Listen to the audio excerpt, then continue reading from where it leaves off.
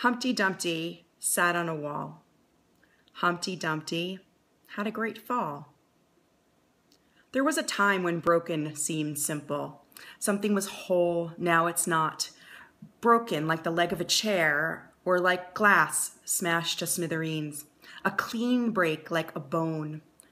These days, brokenness is harder to see. A breakup, or not broken up, but on a break. A spirit once joyous, now subdued. Faith once solid, now trembling under feet.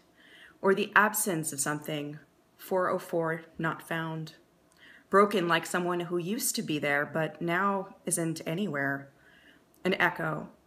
Broken like someone who was never here, but should have been here by now.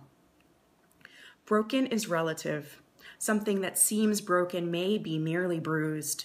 And broken is relative because sometimes it is someone close of our blood, flesh, and spirit who finally breaks us. Sometimes broken lurks cellular beneath surfaces, and sometimes the fact that we see brokenness coming a mile away doesn't nullify the pain it causes on arrival. Some of us are drawn to brokenness, to that chasm between the two jagged edges. We fill it with our words, our bodies, our spirits, hoping to reunite those two parts again. We try with all our heart and with all our soul and with all our might to reconnect the broken, to reinstate them to their previous wholeness, only to discover that the vision of something whole was a deception. The wholeness itself was broken to begin with. The world was broken before any of us got here. A piece of text teaches, Moses broke the tablets and God congratulated him. The man on the mountain, broken by a stiff-necked people, thought he was putting an end to the story. Instead, he launched a new mission for a new nation. Bring the pieces back, reconstitute them into a whole. Is it possible to find every shattered shard from tablets thrown to earth from the side of a mountain? Or do these two Sisyphean stones create an origin story for futility? If it ain't broke, we know what not to do. But when it comes to fixing things, we never seem to know when to start.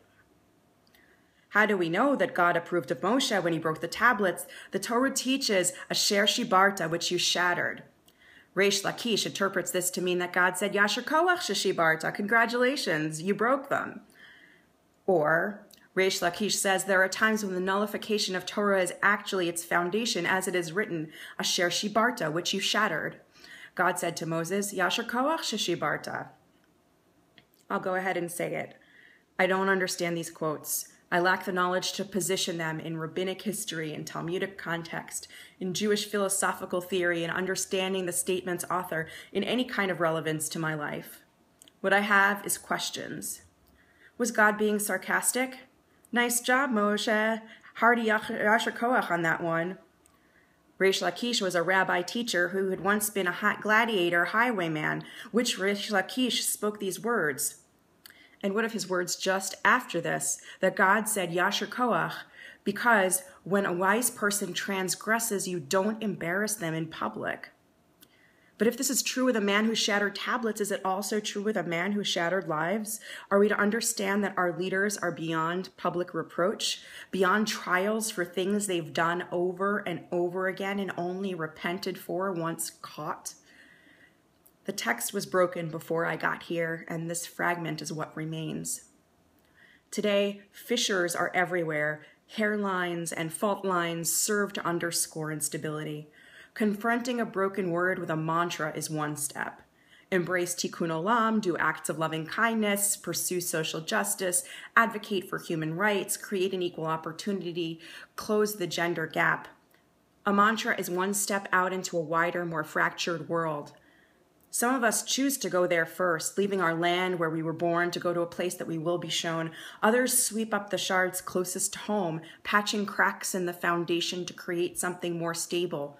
First for themselves, then for family and neighbors, then for community, then. This text is a shard, but we are still expected to plunge it into our hearts and make it part of us. But in brokenness, the shards that prick us so we may bleed remind us of fragility, of the extent to which we matter. In one pocket, we carry our own importance. In the other, we carry mortality. Each of them, like the text, is also a shard. As the jagged pieces pierce us, we ache for healing and embrace projects and people to staunch the arterial flow, to plug the chasm of the loneliness, to fill an abyss with song, to complete and embrace through prayer, to enlighten and enliven, to mend split seams, to tend to the brokenhearted, to boost humiliated spirits, to speak words of comfort, to create moments of triumph, and to patch what is broken within. The work is not ours to finish, but we are not exempt from beginning it. This is the celebration of Sinai, the annual re-upping of the contract, the renewal of the struggle. Here we are. We will do and we will listen, and then we will do again. And what of those original fragments, the tablets that were smashed to shards?